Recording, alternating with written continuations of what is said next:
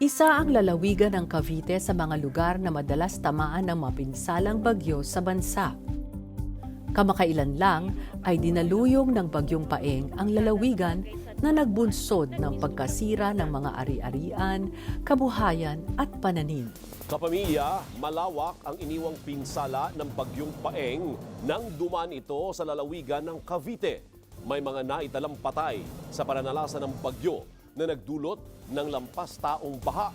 Upang masolusyonan ang pagbaha sa Cavite noong 2009, isinagawa ang isang pag-aaral na may pamagat na Comprehensive Flood Mitigation for Cavite Lowland Area.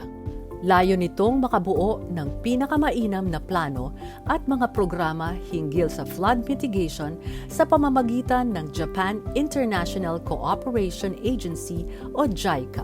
Dahil dito, nabuo ang Cavite Industrial Area Flood Risk Management Project o ang CIA-FRIMP upang maibsan ang pagbaha sa mga mabababa at bahaing lugar sa Cavite. Ito ay sa pamamagitan ng pagtatayo ng mga flood protection measures na makatutulong din sa pagpapayabong ng ekonomiya sa lugar. Dahil sa tulong pinansyal mula sa JICA, at sa pamamagitan ng Department of Public Works and Highways, nagsimula ang implementasyon ng Priority Works noong Disyembre 2018. Layunin ng proyektong ito na makapagsagip ng maraming buhay sa panahon ng sakuna, masiguro ang ligtas na evacuation o paglikas sakaling may pagbaha, pataasin ang kamalayan ng taong bayan hinggil sa flood mitigation at maprotektahan ang mga komunidad. Matagal nang problema ng lalawigan ang pag-agos ng tubig mula sa matataas na lugar patungo sa mga mababang lugar tulad ng Imus, Bacoor, Kawit at General Trias. Kaya naman, maraming residente sa mga lugar na ito ang laging nasasalanta ng malawakang pagbaha kapag may malalakas na bagyo. Nagsimula ang CIA-FRIMP sa pamamagitan ng pagtatayo ng mga retarding basin sa Imus at Bacoor noong 2016 at tuluyang nakumpleto noong Marso 2022. Kaya naman, nang manalasa ang bagyong Paeng noong October 2022, nakatulong ang mga retarding basin na ito para saluhin ang buhos ng ulan kaya naibsan ang pagbaha. Sa ngayon, itinatayo na rin ang General Trias Retarding Basin 1 na may sukat na 41 na ektarya at ang General Trias Retarding Basin 2 na may sukat na 20.3 ektarya at kasalukuyang sumasailalim sa konstruksyon na matatapos at magagamit na sa lalong madaling panahon. May 5 contract packages ang CIA-FRIMP. Contract Package 1: San Juan Diversion Channel.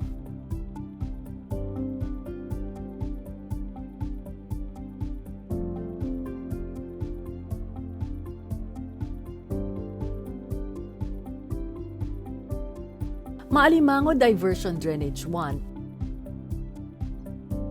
Sa proyektong ito, maglalagay ng mga diversion channel at drainage upang ang tubig na galing sa Rio Grande River at Ilang-Ilang River ay diretsyo na sa Manila Bay para maibsan ang pagbaha sa San Juan River area. And Lower Maalimango Diversion Drainage 2.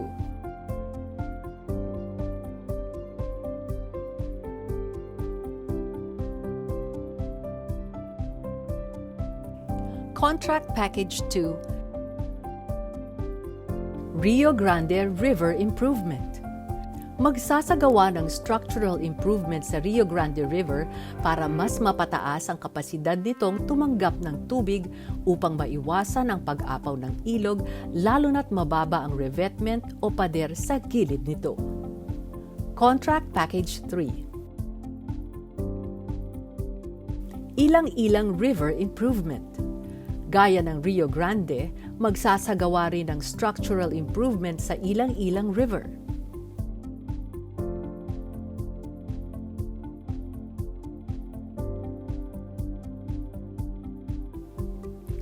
Contract Package 4: Maalimango Creek Improvement.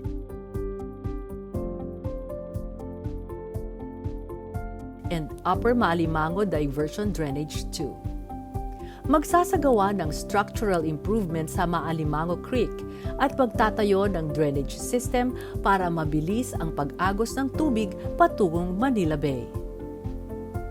Contract Package 5, Resettlement Site Development. Magtatayo ng relocation site para sa mga informal settler families na maaapektuhan ng proyekto.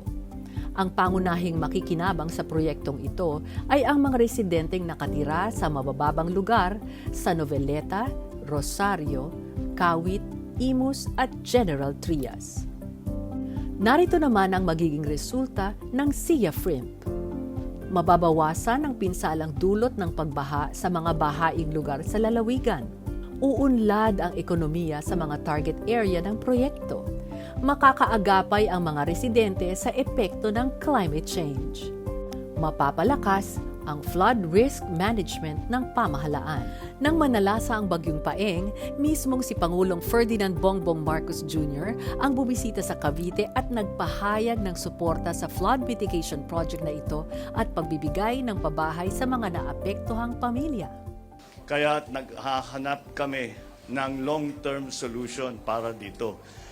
May possibility na merong project na approved na galing sa Japanese, sa JICA, na ipalalakihin nila yung ilog para mas malaki ang dadaanan ng tubig. And then, meron siyempre may mga flood control na gagawin. Sa Barangay San Rafael 2 at San Rafael 3 sa bayan ng Noveleta, target ipatayo ang resettlement site na may lawak na 8.8 na ektarya. Kasama sa mga itatayo sa resettlement area ang mga kalsada, open spaces, drainage system, supply ng tubig mula sa Maynilad, at supply ng kuryente mula sa Meralco. 1,010 housing units ang itatayo rito na may sukat na 40 square meters bawat isa. Bukod sa pagpapatayo ng mga infrastruktura, bahagi rin ng proyektong ito ang ilang hakbang na hindi kinakailangan ng pisikal na konstruksyon. Kabilang sa mga non-structural measures na ipapatupad ay ang building codes, batas hinggil sa land use, research, information resources, at information campaign sa taong bayan. Layo ng non-structural measures na ito na masiguro ang pagsasagawa ng Flood Mitigation Committee o FMC meetings para sa koordinasyon hinggil sa implementasyon ng proyekto. Magsagawa ng paglilinis ng mga daluyan ng tubig sa project area. Gumawa ng database at mapa gaya ng Geographic Information System ng mga LGU sa project area. Paigtingin ang flood warning at evacuation system. Magtatag ng epektibong monitoring system sa flood warning at evacuation.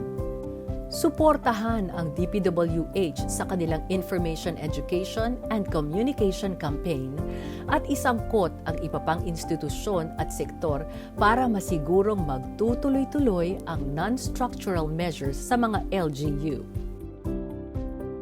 Layunin ng mga hakbang na ito na maisama ang mga komunidad para makamit nila ang pag-unlad ng kanilang kabuhayan.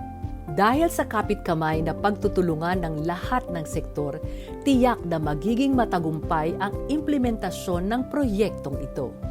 Bukod dyan, inaasahan din ang aktibong pakikipagkaisa ng mga benepisyaryo nito para tuluyan ng maibsan ang suliranin ng pagbaha sa lalawigan ng Cavite.